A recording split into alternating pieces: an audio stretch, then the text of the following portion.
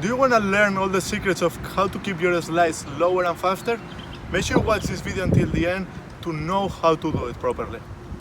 Okay, so now let's get into the key points of how to hit a perfect backhand slice. So we're gonna check the slow motion of me hitting a backhand slice, and I'm gonna show you the key points of how to do it. So the first thing we're gonna see, as always, is gonna be the split step. You can see that after I get the split step, I have already the hammer grip here ready. So important. The first thing that we're gonna notice when we hit a backhand slice is gonna be the grip. It doesn't matter if it's a forehand or backhand slice, it's gonna be on both the hammer grip over there, continental grip. So after that, we're gonna see the unit turn right here. How do I open with the head of the racket up? We're gonna see right here that my arms are higher than usual. On a regular shot, I would open with my arms a little bit lower, but on this one, on the slice, since I want to hit from high to low, I'm going to open with the arms a little bit higher.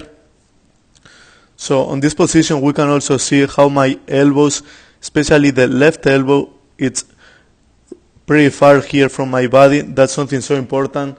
Most beginners at this position, they get with the left elbow too close from their body. That causes them to shorten the follow through. So that's a very important key point there. So we can also see the backswing. We can see that until the end of the backswing, I keep holding the racket with my left hand. On this position, we can see how the head of the racket is almost completely open, and that's what is going to allow me to create the slice spin on the ball. So now is when I'm going to start the motion forward. We can see how do I release my left hand now from the racket once I start the motion forward.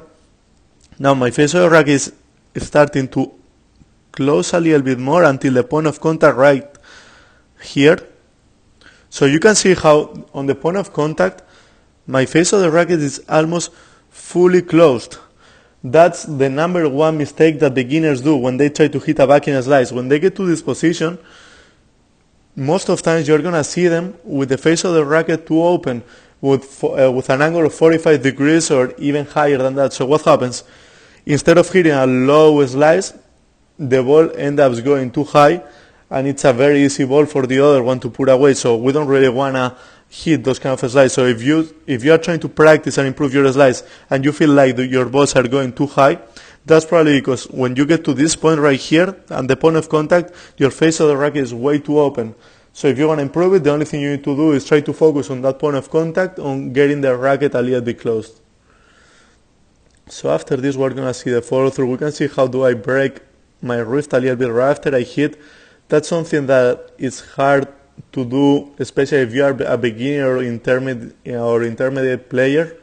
But you are going to see so many players, like especially Roger Federer, right after he hits it, he breaks the wrist right there, and that allows him to get some kind of side spin that a lot of players use to make it even harder for the opponent. But if you are a beginner or intermediate player, I wouldn't suggest you to try that, because the only thing it's going to do is lose control on your backhand. So another thing to notice right here, how do I keep the head down? So important, keep looking at the ball, keep your head down and keep your body down here. And also my left arm right here. You can see that I don't push forward with my left arm, I push backwards. What I do here is I counterbalance my motion forward with my other arm, so it's where I get the balance of my body properly. So after this I keep doing the follow through.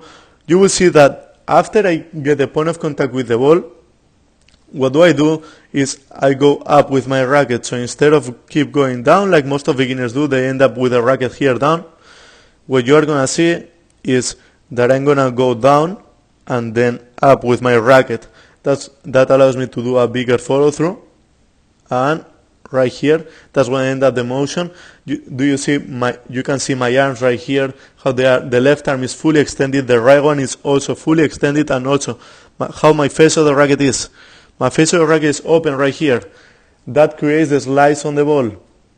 So again, on the point of contact, my face of the racket is almost fully closed. It's slightly open to get some kind of a slice on the ball.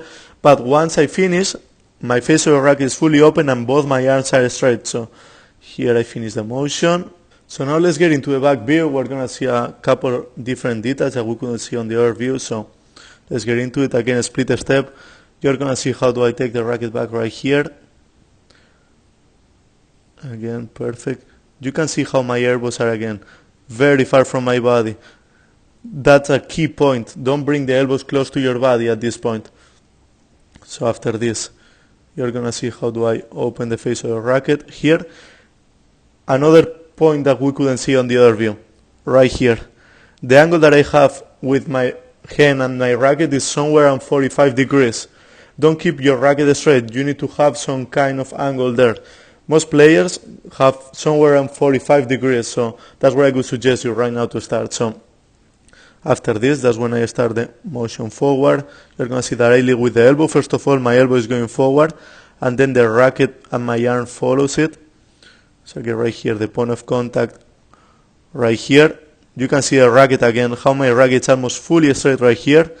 And here, my left arm right here is controlling the balance on the full body. I don't want to go forward like I said earlier. Now I keep doing the follow through, and look at this follow through. Instead of going here fully forward on this follow through, what I do is I go slightly to the right, but I keep extending my arm. So on the follow through, instead of just going down and forward like so many beginners do that way, what I'm gonna do is I'm gonna go down.